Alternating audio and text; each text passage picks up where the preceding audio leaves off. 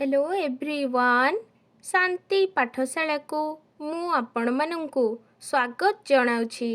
आजिकार एक नूतन वीडियो रे आमे आलोचना करिबा एड्स ओ तार निराकरण विषय रे एक सुंदर रचना। वीडियोटी को आरंभ करिबा पूर्वरु चैनल को सब्सक्राइब करि नियंतु एवं पाखरे थिबा बेल आइकन टी को प्रेस करि दियंतु। चलंतु भिडियोटी को आरंभ करिबा। मनीष जीवन धारण करिथिबा समय रे अनेक रोग व्याधिर शिकार हुए। समय क्रमे प्रत्येक रोगर निदान आविष्कृत होई सारिलाणी। मात्र वर्तमान समय रे विश्व रे मारात्मक भावे व्यापी जाउथबा एड्स रोगर कोनोसी निदान बाहरी नाही। केवल एथिप्रति सावधानता अवलंबन करा जाई निरापदर जीवन निर्वाह करिहेब। एहार उत्पत्ति संबंधरे जणा जाए जे आफ्रिका महादेशर केरे नामक स्थानरे थिबा मांकड़ मानक देहरु एहा मानव शरीर मध्यकु प्रवेश होईछि। तेबे सीडीसी बा centre for disease control and prevention तांक रिपोर्ट रे 1981 जून 5 रे लॉस एंजल्स रे 5 जण समलिंगी व्यक्तिंक ठारे एही रोगर लक्षण प्रकाश पाई सेमाने डाक्तरखाना रे चिकित्सा हेबा कथा जणाइथिले। तार मासक मध्यरे अर्थात जुलाई 3 रे आउ 10 जण समलिंगी व्यक्ति चिकित्सित हेबाकू आसीथिले।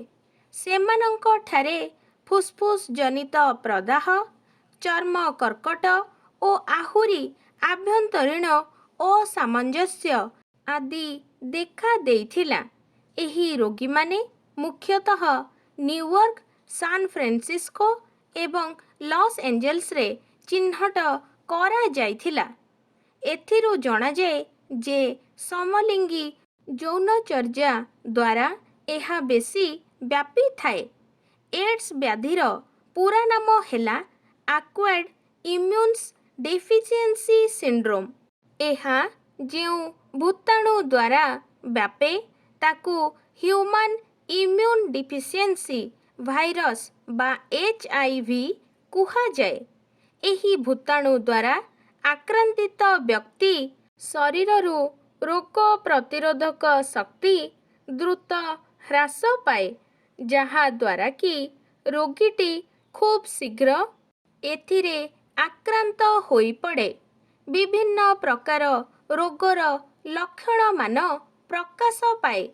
चिकित्सा करिबा सहज हुए नाही। धीरे धीरे व्यक्ति मृत्यु मुखकू ठेली होई जाए। एही व्याधि मानव शरीर को विभिन्न उपाय रे आसी थाए। सेगुड़िक हेला अस्वाभाविक यौनचर्या बा समलिंगी संसर्ग, अशोधित छुंची ओ सिरिंजर व्यवहार, एड्स आक्रांत व्यक्ति ठारू निया जाइथिबा रक्त को साधारण रोगीर शरीर रे प्रवेश कराइबा, एड्स रोगिणी माँ ठारू प्रसव संतान, अशोधित ब्लेड रे क्षीयर हेबा समय रे चर्म काटी रक्तस्राव हेबा, अशोधित छुंची रे चिता कुटाइबा इत्यादि रु एही रोग सुस्थ व्यक्ति देह को व्यापी थाए। एहा डिया रोग बा मशा कामुड़िबा द्वारा होई न थाए।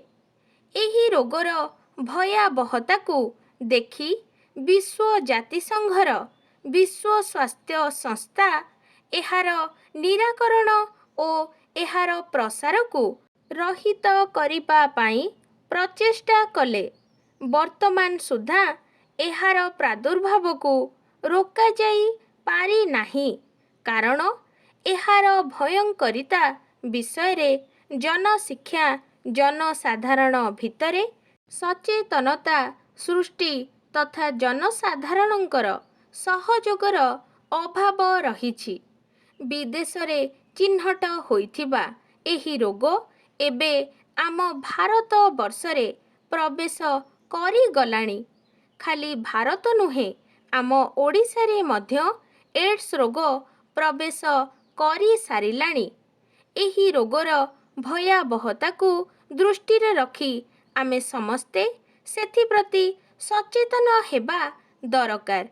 ଏ ରୋଗ ବିଷୟରେ ବ୍ୟାପକ ଜନଜାଗରଣ, ସୁରକ୍ଷିତ ଉପାୟରେ ଯୌନ ଜୀବନଯାପନ, ବିଶୁଦ୍ଧ ଛୁଞ୍ଚି ବ୍ୟବହାର ଓ HIV ଚିହ୍ନଟ ବ୍ୟକ୍ତିଙ୍କ ପ୍ରତି ସହାନୁଭୂତିଶୀଳ ଓ ଯତ୍ନବାନ ହୋଇ ଚଳିବା ଦରକାର।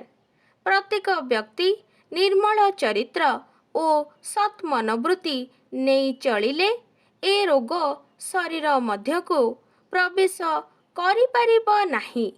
ତେଣୁ ପ୍ରତ୍ୟେକ ଯୁବକ ଯୁବତୀ, ସ୍ୱାମୀ ସ୍ତ୍ରୀ ନିଜ ଭିତରେ ଅଖଣ୍ଡ ବିଶ୍ୱସନୀୟତା ରଖି ସମ୍ପର୍କ ରଖିବା ଦରକାର।